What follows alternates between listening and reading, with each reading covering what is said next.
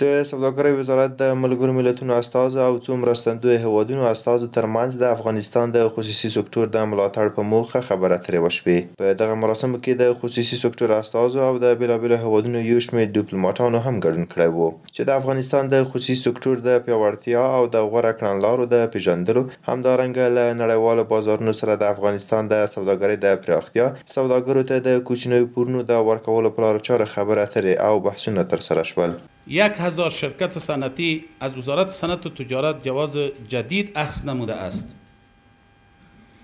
نظر به اینکه قانون توزیع زمین و قانون پارک های صنعتی ما زیر کار است، بعضی از کسای از دوستایی که فابریکه ها داشتن الحمدلله دوباره توسعه بخشیدن و بعضی کسایی که زمین داشتن فابریکه ایجاد کردن، حتی زمین خریدن و فابریکه های جدید ایجاد کردن و دیگه کسایی که از پیش ما تقریبا در حدود 1000 شرکت 1000 فابریکه صنعتی جواز گرفتین، در حالت پروسس است. انشالله ما یقین دارم که در روزهای نزدیک قانون پارک های صنعتی توشیح شده از طرف جناب شیخ صاحب محترم. یه خوشخبری است که به سکتور خصوصی الحمدلله خوشخبری میدیم در آینده و انشالله توزیع زمین شروع میشه به امید پروردگار و کسایی که ما متقاضی داریم که در حدود 600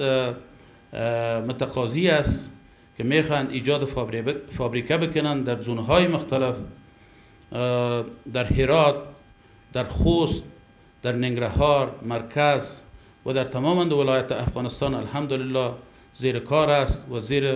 پروسیجرها و برنامه هاست. از جامعه جهانی، از دوستای حرکت که درباره زیربناهای ها مشخص پروگرام بگیره. ما میخوایم که شرکت های کلان، چون ما نمیتونیم که به تنهایی 100 میلیون 200 میلیون دلار ما سرمایه گذاری میکنیم. ما میخوایم که شرکت های کلان با مشارکت عامه تجار ملی افغانستان باید اینجا دایر شود. په دغه مراسمو کې د هیواد په کچه د لویو بنسټیزو پروژو د پلي کېدو، همدارنګه د سوداګرۍ په برخه کې د رامنځته شویو اسانتیاوو یادونه وشوه او له نړیوالو غوښتنه وشوه چې له افغانستان سره د سوداګرۍ په برخه کې ښه تعامل ولري.